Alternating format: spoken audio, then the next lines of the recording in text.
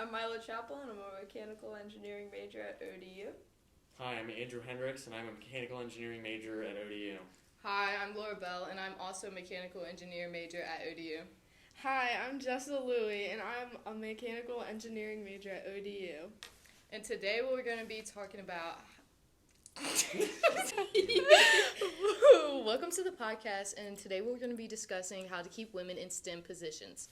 Today we're interviewing Professor A, and she's gonna give us some insight on her experience in mechanical engineering. Okay, you just go. Okay. What's up, y'all? Go. I mean, it's supposed to not be This is our problem statement. Here, Andrew, can you say it? I thought we weren't saying that. Okay, so our problem statement is that women face a variety of different barriers when it comes to entering the STEM field, forcing most to leave the field. Women of different races/ethnicities have different reasons of leaving the STEM field.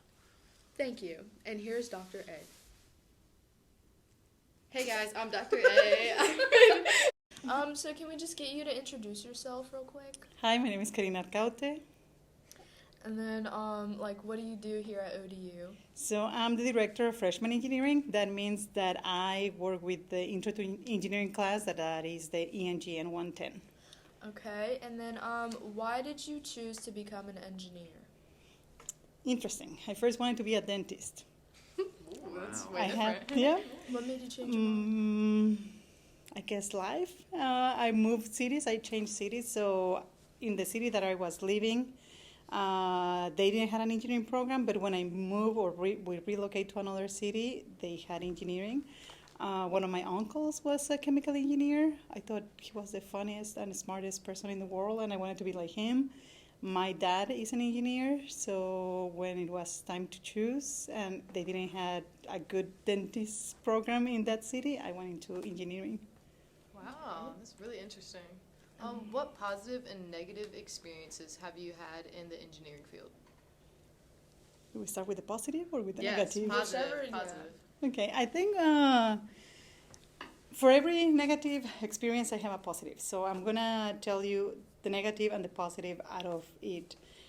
In my first engineering job, I was having an interview with the main manager. I had already the job offer and everything, and I was meeting him for the first time. And as soon as I start talking with him, he mentions, I was expecting a male for your position. Oh my gosh. That's terrible. Dang. And I didn't know what to answer, so I just froze and I didn't say anything. And it was good that the uncomfortable silence, he asked something else later on.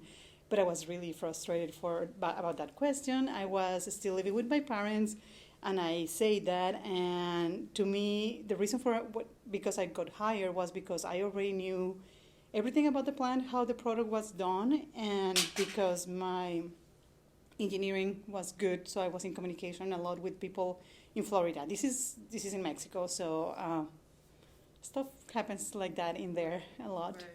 And this was also 20 years ago. But I had a temporary contract, and I got into trouble because there were some troubles in quality control, and I was very open. And things with my direct boss later on were not so good.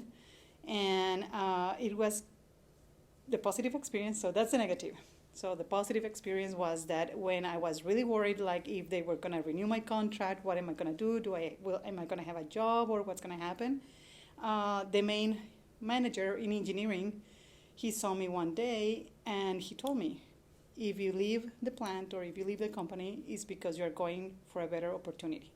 He told me, I know that you're applying for a scholarship. If you leave because you got the scholarship. Don't leave because you're having troubles with the department that you're working. Because I will get you a position in production as a production engineer in charge of one of the productions lines. So that was good. That was really good. Yeah. That I did an internship with them at the beginning. That was in production. Then I was working in quality control, so that they saw my value, and I thought that support was really good. Yeah. I was not expecting it. Wow. And what is your take on the issue of women leaving engineering? Oh my goodness. I don't know. So let me tell you something. I think we make generalization. We do the statistics, and sometimes the statistics don't apply to the individual. So I think every female or every woman that leaves engineering has their own reason. I guess I left the engineering workforce because I had a better opportunity. So that was great. Sometimes you leave engineering because you have something better. Right. But I think progress for females comes by decades. It's kind of slow. So, like 100 years ago, females were not allowed into colleges of engineering. I mean, now we can. Now we're allowed, right? Yeah. Okay, but that was 100 years, and it was not that long ago. So before we were definitely rejected. And I think the current problem, although we can apply and we can enter, the environment is not so welcoming. And I think a lot of people, I want to say like me, we want to make it more welcoming. Because although it's supposed to be welcoming, is it really? Yeah. Do you really feel welcome? So I think you leave, one, because you don't feel welcome, or two, you don't see yourself growing in that field. Right. And I think that's the main reason why my classmates that started in the workforce, they left because they didn't find a way to keep on growing, and that's part of the welcoming and the support that you need. Right. I have a separate question. Do you think a lot of women left because of family? Like they had to take care of their family? Yes. And I think that's not something specific to engineering. I think that's a society problem. Right. I don't know. That's my take. A lot of females, a lot of my friends, when they had babies, it's just a societal role that the woman is the one that is supposed to take care of the kids, and they were the ones that took on that responsibility instead of their partners. Yeah. And I think we don't have enough work-life balance. I think it's becoming better. Yeah. Now that we see that there's also paternity leave and the male can also leave, that's great. That's great because they can take on those responsibilities. Evens it out. Andrew, did you want to ask the last question? Do you have any suggestions as to how to make the community a more welcoming environment for women of all ethnicities or races, or just any suggestions overall? Oh my goodness. We will need to change our culture. And changing the culture is very difficult. How do you change culture? By training, oh my goodness. Training is a lot that you have to do, but how do you change the culture? How do we change the culture from rejecting females to enter the engineering colleges to allowing them to come? It's a cultural change that has to happen. I think also a lot of people talk in cliches, like the glass ceiling, and women have to break that glass ceiling. Can we just uninstall the glass ceiling? Ceiling, I'm sorry.